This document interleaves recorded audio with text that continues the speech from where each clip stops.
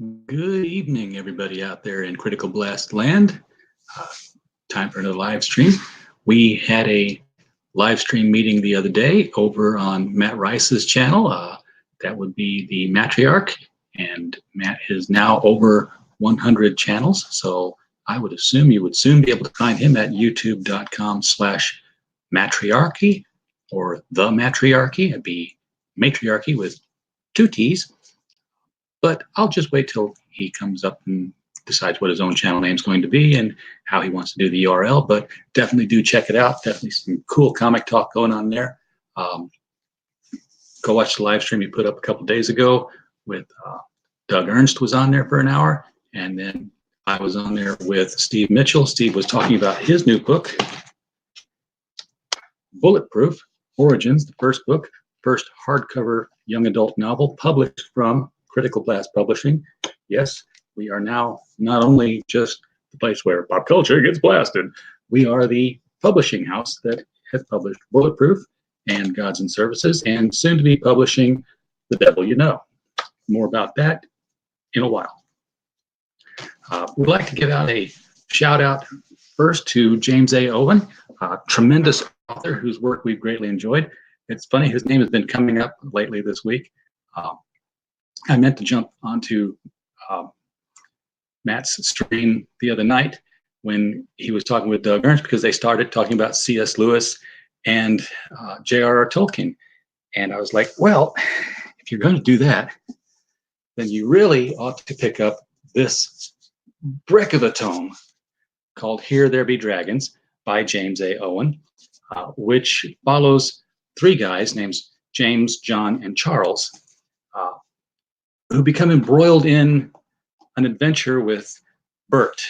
And it's not until you get to the end of the book, after they've sailed off through some fog and landed on an island where weird things happen, that you find out that Bert is Herbert G. Wells, and that James, John, and Charles are Jack, Jack, John, and Charles are Clive Staples, Jack Lewis, and John R.R. Tolkien, and Charles Williams. So everything that happened in all of their books, they picked up on this adventure when they became the caretakers of the map of the Geographica,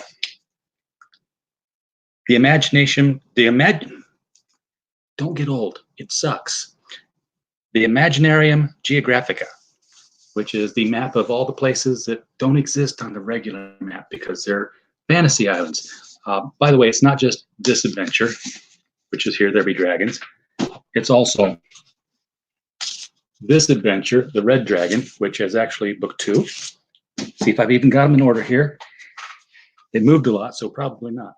Book 3, The Indigo Dragon. Book 4, The Shadow Dragons. By the way, there's some dragons in this novel, in this series. You might pick up on that by now. Book 5, The Dragon's Apprentice. Book 6, The Dragons of Winter. And Book 7, The First Dragon.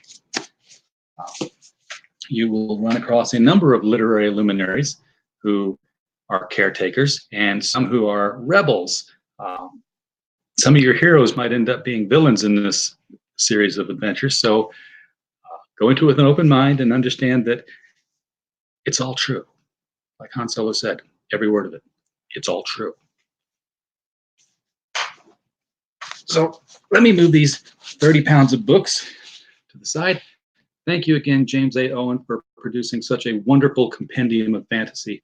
This is definitely something it's not just an adventure, it's an education. Because, yeah, even though it's fiction, you're going to learn a lot about different people and different authors, and you're going to want to look up their work and find out why they had to be mentioned in here. Put this to the side. This is some compelling live streaming now, isn't it? When there's no one in front of the camera.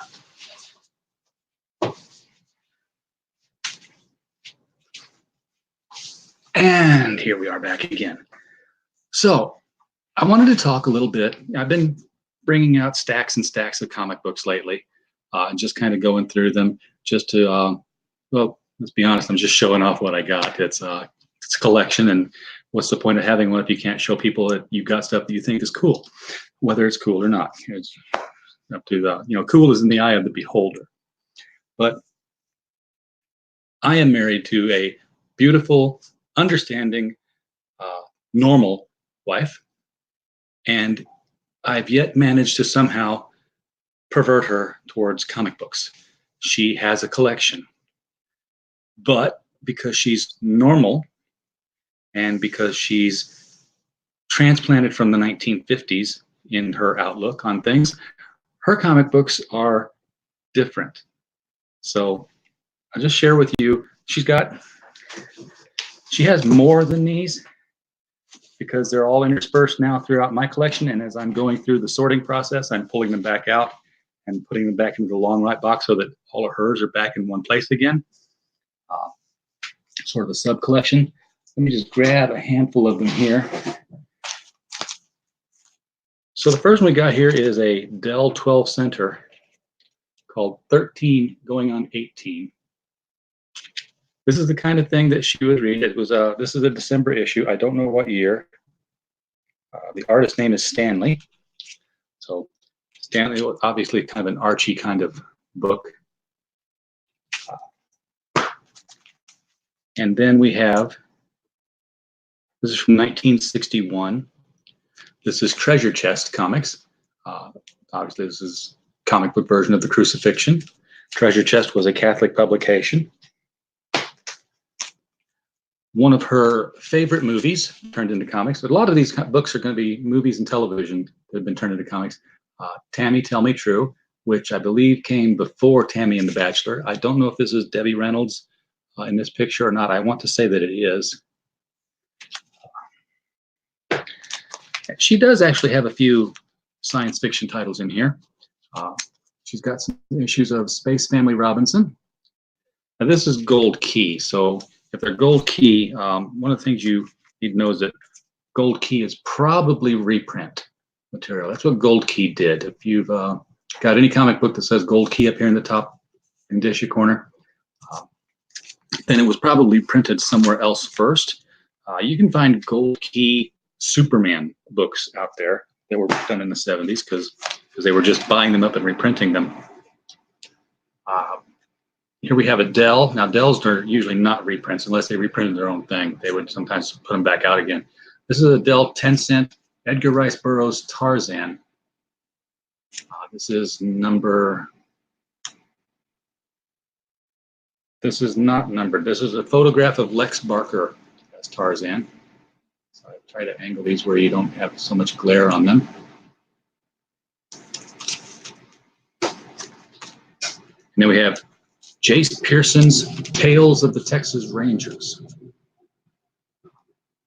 Terror Rides the Steel Trail, probably a railroad story.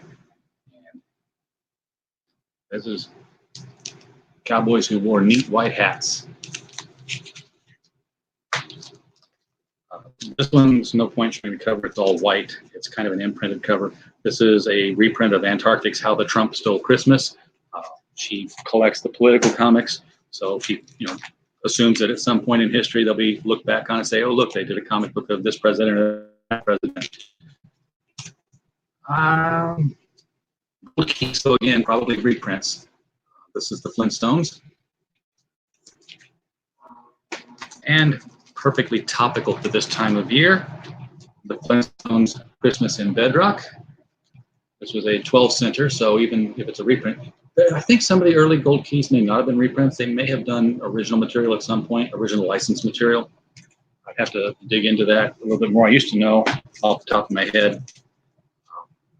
And then the Flintstones Bedrock Ice Capades, back when the Ice Capades were a big thing.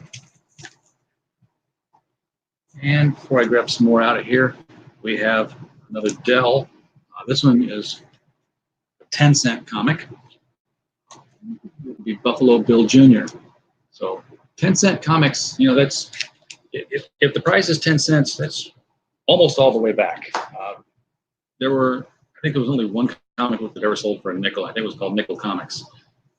But 10 cents is pretty much the starting point for when comics broke in to what they are now. Okay, I'm going to bring this one out even though it's oversized, just because I want to get to it. I've been saying that how the Dells, or the Gold Keys rather, were the reprints. Here's a demonstration of that. This is the Gold Key Cinderella adaptation from Walt Disney's cartoon, and it is 12 cents. And here I'm going to put up next to it, this is the Gold Key Cinderella from the same Disney cartoon. It's a 10 cent. So the Dell is obviously the original. The Gold Key is the reprint, and it's just it's like even the identical cover, which is not surprising. That's what Gold Key did. They didn't want to create a whole bunch of new stuff, so they would just license something that had already been done,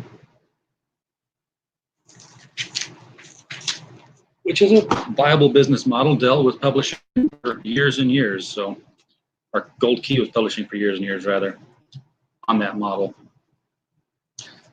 Speaking of things that got reprinted over and over and kept the same number, mind you, this made it a little bit more difficult. You had to look inside to see what printing it was. The Classics Illustrated line of books, these had great thick covers to them, almost cardboard covers, and almost always painted. This is her copy of Oliver Twist. This was a 15-cent book. This one's actually mine, but because it's Classics Illustrated and it's kind of fits in with her collection, I put it in there. I will always buy anything that's Alice in Wonderland because my first book that was ever published was a Lewis Carroll Alice tribute book. So I don't know, I just feel like I owe the brand something, I guess. Plus, I like the story. So this was an Alice in Wonderland. The cover's not painted on this one. This one feels more like a comic book cover, but it is a 10-cent cover, so it's older than the Oliver Twist one I just showed you.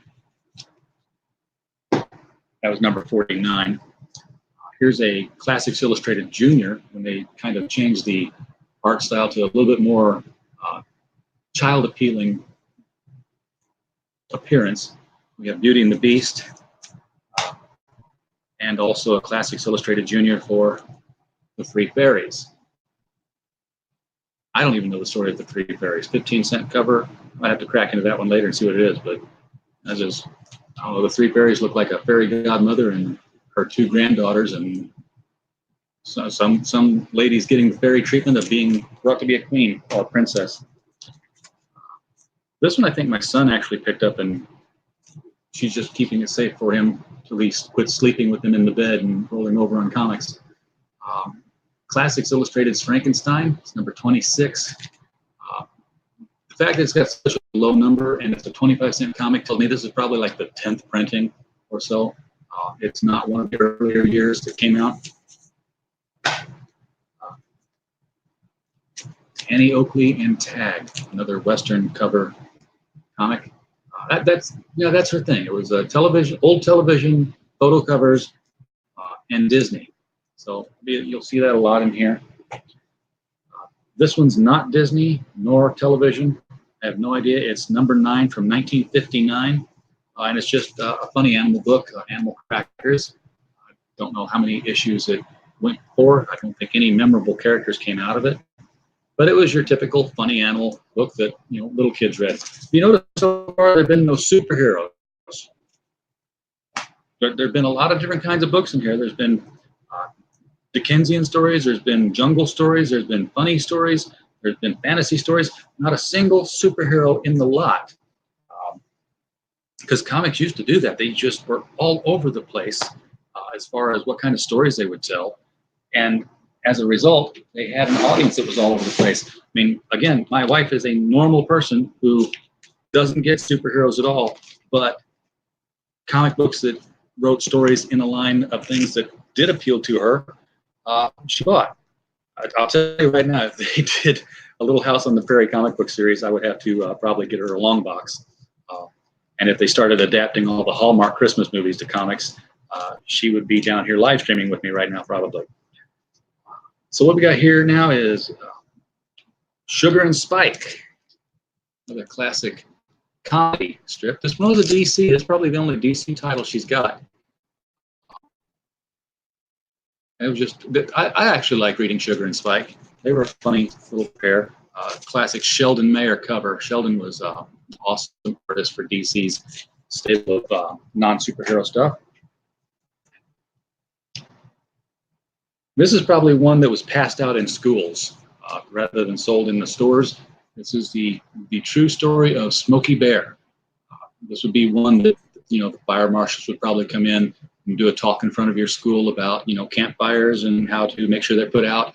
And then he would pass this out so that every student got one and would learn about fire safety. And this one tells the story of the bear cub that was saved and got the name Smokey.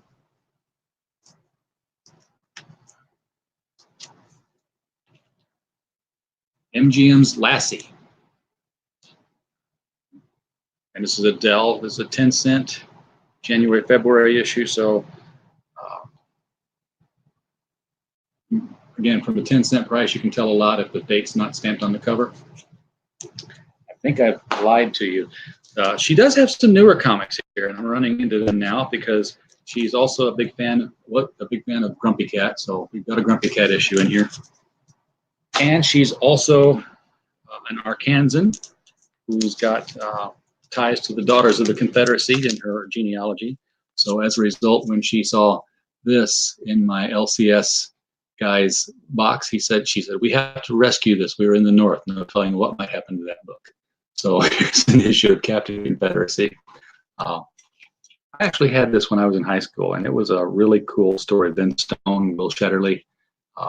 It's not what you think. It actually is a decent examination. It's one of those kind of stories about, what if the South had won the war or at least not lost it. Things being out of order. We have Tom Sawyer, Classics Illustrated. This is a 15-cent cover, number 50. So it's probably reprinted once or twice. Okay, the LCS we bought this one from, as it labeled here as a 6th printing. That's how many times they would go back to press on something like Classics Illustrated.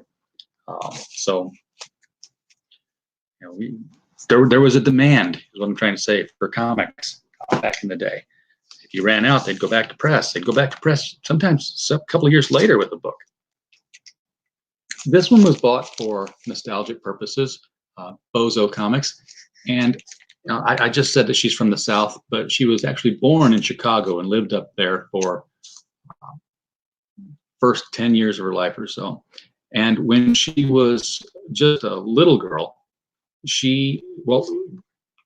Bozo was a local clown there. I know Larry Harmon was all over the place. Bill Bell was the Bozo in Chicago. And he had the television show on WGN network.